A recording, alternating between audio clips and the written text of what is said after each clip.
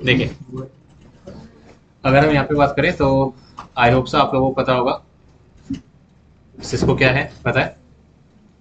What is network? Data transmission network, network devices, network topology, ये वाला और ये वाला पार्ट मैंने स्किप करा है, और ये वाला आईपी एड्रेस मैंने बता दिया। राउटर आपका कंप्लीट हो चुका है, मतलब कि राउटर को समझना। हाँ, पासवर्ड कैसे लगाते हैं, राउटर क्या है, वेंडर्स, ये सब चीज़ें पता चल गई आपको।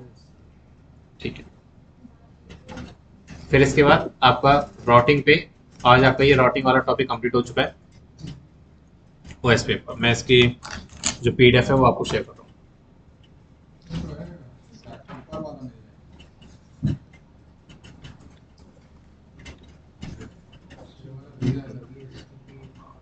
एक सेकेंड,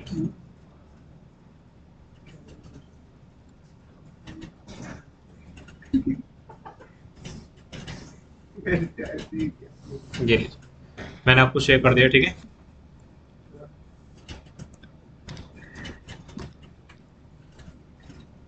अब इसके बाद दोबारा हम किस पे आएंगे, राउटर्स पे आएंगे। राउटर वाले टॉपिक्स पे हमारी इस वाले में जो मेजर चीज़ें मैंने छुड़वाई थी हम उसको देखेंगे। माइनर हो गया था, मेजर रह गया इसमें। माइनर मतलब कि छोटे और मेजर मतलब कि बड़े। तो यहाँ पे अगर आप देखोगे इस पे गौर से, राउटर, वेंडर, तीनों लेयर्स मैंने बता दी थी आपको। मॉडलर, ये आपका चेंज कर सकते हो आप इसे, और ये आपका फिक्स रहता है। Series, fast Ethernet 0, fast Ethernet 1, console, ये सब। इसके अंदर क्या क्या चीज़ें रहती है, आईओएस, रैम और एनवी रैम, प्रोसेसर रहता है। लाइन मोड नहीं हुआ, ये आपका अब होगा। यूजर मोड पता है, setup mode, Roman mode, privilege mode, global configuration mode, interface mode, ये तीनों चीज़ें आपको पता है। और मोड्स में कैसे जाना है ये भी आपको पता है। यहाँ से आपको पता चलेगा ये कमांड्स हैं, ये कमांड्स हम देखेंगे। आपके में जो कमांड्स चलेंगी वो show clock, version, running, disable, exit और राइट, ये वाली कमांड चलेगी। मैसेज ऑफ द डे वाली हम बाद में देखेंगे, ठीक है। ये आउटपुट्स है, ये हम आउटपुट सभी देखेंगे इसको। ये आपके कंट्रोल शॉर्टकट्स है, लैब रिक्वायरमेंट्स, इंटरफेसिंग आपने कर ली थी, पासवर्ड लगाना आप लोगों ने सीख लिया था। पासवर्ड आपने इनेबल मोड में लगाया है, सीक्रेट मोड पे लगाया है और कंसोल मोड पे लगाया है। वीटीफाई और एक्सिलरी मोड पे अभी हमने नहीं लगाया, ये हम एकदम बाद में देखेंगे। वीटीफाई आज हम देखेंगे, टाइम रहा तो। नॉर्मल पासवर्ड और इंक्रिप्टेड पासवर्ड क्या होता है, ये दोनों डिफरेंस आपको पता है।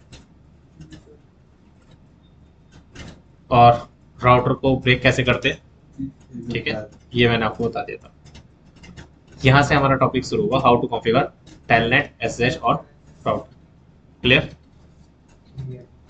चलिए, तो आज का हमारा टॉपिक है ये, इसको देख लीजिए आप।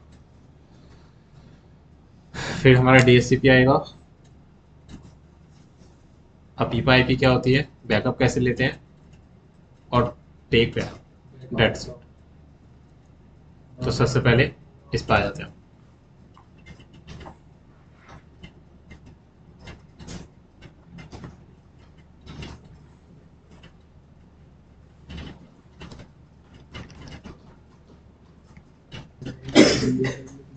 देखिए, सबसे पहले हम लाइन वीटीवाई जो मैंने बोला है वो पढ़ने वाले हैं। लाइन वीटीवाई क्या होता है, वर्चुअल टेलीटाइप। मतलब कि एक होता है आपका प्रिविलेज एस्केलेशन, इसमें मतलब कि प्रिविलेज मोड, इसमें आप क्या करते हो, राउटर होता है, हम डायरेक्ट केबल लगाते हैं, कंसोल केबल, उससे हम एक्सेस ले लेते हैं। अगर आपके पास केबल नहीं है तो आप एसएसएच के थ्रू लॉगिन लोगे, मतलब कि वो वर्चुअल लॉगिन ले रहे हो, ठीक है। जैसे कि आपने बैंडविड्थ वाला एसएसएच के थ्रू लॉगिन ले रहे हो, मतलब कि आप अभी जो अपना लैपटॉप यूज कर रहे हो फिजिकल है ये, लेकिन एक होता है एडब्ल्यूएस पे खुद का वर्चुअली एक्सेस करना, ये भी समझ में नहीं आएगा। दूसरा तरीका समझो, पेन ड्राइव होती है आपके पास, वो आपकी फिजिकल वे में है, लेकिन वहीं पे गूगल ड्राइव आपकी वर्चुअल है। अब आगे समझ पता। तो सेम चीज आप जो एक्सेस ले रहे हो राउटर से, राउटर होता है और हमारे पास कंप्यूटर होता है, उससे आप केबल के थ्रू कनेक्ट हो जाते हो, एक्सेस ले लेते हो।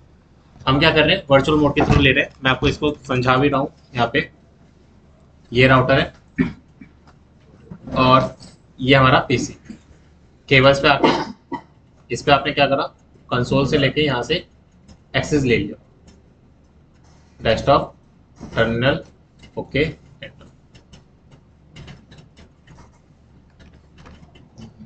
नो लिख के एंटर कर दिया, राउटर का एक्सेस ले लिया, केबल के थ्रू लिया है ना, देखो ये रहा। तो ये होता है आपका प्रिविलेज के अकॉर्डिंग, लेकिन हमें प्रिविलेज के अकॉर्डिंग नहीं लेना। अब आप सीखोगे कि आप एसएसएच के थ्रू राउटर का एक्सेस कैसे लोगे। तो दिक्कत होगी ना, अगर SSH होगा तो वही समय बताऊंगा अभी।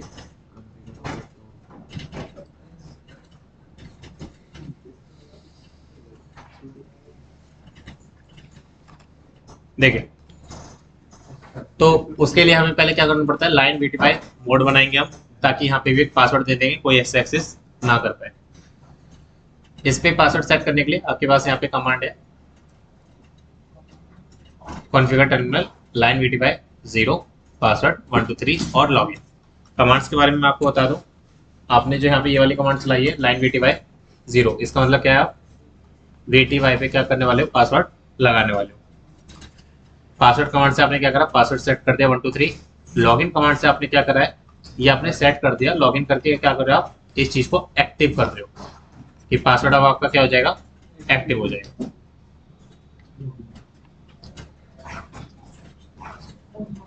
फिर आप अगर चाहो तो क्या कर सकते हो, यूजर्स को भी ऐड कर सकते हो कंसोल मोड पे। अभी तक आप सिंपल कॉन्फ़िगर टर्मिनल और फिर अपनी कमांड्स लिख सकते थे। अब अगर आप चाहो तो यूजर्स को भी आप ऐड ऑन कर सकते हो, यूजर 1 पासवर्ड। जैसे आप लिनक्स में यूजर ऐड ऑन करते हैं, तो यूजर्स क्या करते हैं, अपने नाम से यूजर आता है, वो अपना काम करके चला जाता है। सेम चीज यहाँ पे भी आप क्या कर रहे हो, यूजर ऐड कर रहे हो।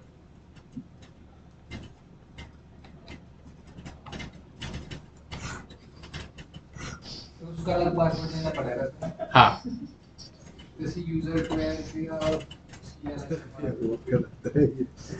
चलो एक बार पहले इतना देखते हैं, फिर उसके बाद जो भी डाउट्स होंगे वो देखते हैं। ज्यादा हो गया।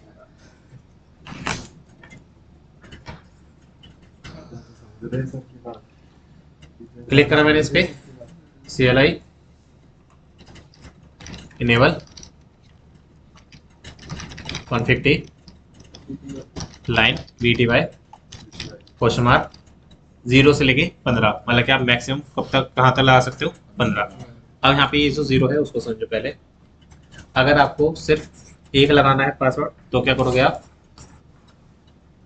0 लगाओगे।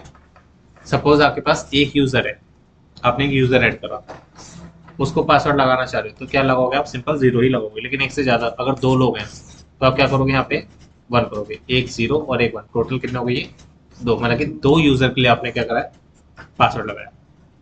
2 ही यूजर आप क्या कर सकते हैं, ऑनलाइन लॉगिन ले सकते हैं, 2 से ज्यादा लॉगिन नहीं ले पाएंगे। क्लियर?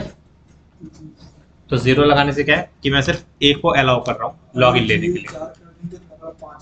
0 4 नहीं करेंगे, सिर्फ यहाँ पे क्या कर देंगे,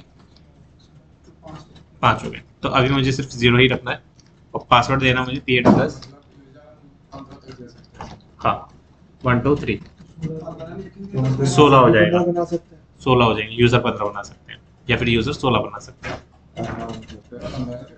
हाँ, तो 0 को भी तो काउंट करोगे ना। पासवर्ड क्या दिया आपने, 1 2 3, लॉगिन कमांड चला दिया आपने ताकि ये क्या हो जाएगा, एक्टिव हो जाएगा, एग्जिट एग्जिट राइट। अब इस चीज को क्रॉस चेक करने के लिए हमें सबसे पहले क्या करना पड़ेगा, एक यूजर और बना लेता हूं मैं। यूजर ऐड ऑन करने के लिए क्या कमांड है आपकी, कॉन्फ़िगर टर्मिनल, यूजर नेम दे दो यूजर 1 और इसका पासवर्ड सेट कर दो लाइन कंसोल 0। मतलब कि इस यूजर को आप कंसोल, आपने कंसोल पासवर्ड लगाया था, दोनों में अंतर समझे थे कि वो कंसोल पे ही एक्सेस नहीं दे पाएगा। अगर आप लोग बोल रहे हो तो मैं याद है ना कि वो कंसोल को ही एक्सेस नहीं लेने देता। ठीक है, तो सेम चीज आप क्या कर रहे हो, इस वाले यूजर के लिए भी सेट कर रहे हो कंसोल एक्सेस। आपने यूजर ने तो ऐड कर दिया, लेकिन वो कंसोल और कोई ना ले पाए, बस वही ले पाएगा जिसके पास लाइन वीटीपाई हमने 0 कर रखा है, पासवर्ड हमने यूजर के लिए दे रखा है। हालांकि एक यूजर ऐड है, लाइन वीटीपाई पे भी हमने 0 डाल रखा है, तो क्या हो गया, एक लोगों के लिए हमने एक्सेस अलाउ कर दिया, जिसको पासवर्ड पता होगा और जिसको पासवर्ड पता होगा वही लॉगिन ले पाएगा। वो अभी आपने VTY पे लगाया। हाँ, अरे ये वाला जो पासवर्ड है ये होगा यूजर का पासवर्ड, यूजर का पासवर्ड दोनों अलग अलग अलग अलग। और यहाँ पे मैंने लॉगिन लोकल लिखा है, लॉगिन का मतलब एक्टिव होता है, और लोकल का मतलब ये इस यूजर के लिए। अगर आपने 2-3 यूजर और डाल रखे ना, तो भी आप क्या डालोगे, लोकल ही डालोगे। सिर्फ यही कमांड आएगी क्योंकि आप यूजर्स को एक्टिव करना चाहते हो। एंटर, कंट्रोल Z और राइट, ऐड हो गया। ठीक है सर। तो अब हमने क्या करा, एग्जिट करा, यूजर नेम पूछने लगा, कंसोल पे जाने लगा, यूजर नेम 1, पासवर्ड 1 2 3। अब हम एक्सेस कर पाएंगे। यूजर लगाने का फायदा ये है, अगर आपने क्या करा, कॉन्फिग ठीक करा, आपने कहा यूजर नेम एक और ऐड कर दो, यूजर 2, पासवर्ड इसका डाल दो 1 2 3 4, तो फिर इसके बाद क्या कमांड आएगी आपकी, नहीं, लाइन कंसोल 0,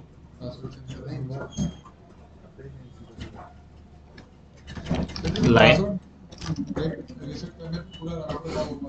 पूरा हट जाएगा, console 0, login local, control Z करा, एग्जिट करा, यूजर 2 1 2 3 4,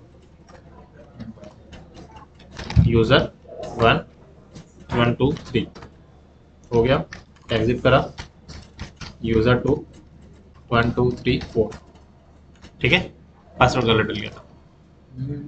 लाइन कंसोल 0 डाला आपने, लाइन कंसोल 0 एक टाइम पे एक ही लॉगिन हो पा रहा है ना, नहीं, लाइन कंसोल 0 ही डाला मैंने वो VTY के लिए है ना। VTY के लिए। तो इसका मतलब हम यूजर कितने भी बना सकते हैं, बिल्कुल, पर अगर हमें एक्सेस तो एक ही ले पाएगा ना, एक्सेस अब 2 ले सकते हैं, यूजर बना कोई भी ले सकता है जिसको पासवर्ड पता है। मतलब अब 2 ले सकते हैं, अब 2, एक यूजर 1 और यूजर 2 0 में। 0 में, लेकिन एक टाइम पे एक ही हो पाएगा अलाउ। तो फिर तो कितने भी ले सकते हैं। यूजर आपने 2 बनाए हैं, लेकिन एक टाइम पे एक ही होगा। अब 0 की जगह आप 1 कर दो तो फिर 2 हो जाएंगे। कंसोल का एक्सेस 2 लोग लिख पाएंगे जब आप 1 कर दोगे। मतलब 0 से 15 का मतलब है 16 जने एक साथ एक्सेस ले सकते हैं, ठीक है। मैं क्या करूं, क्लियर,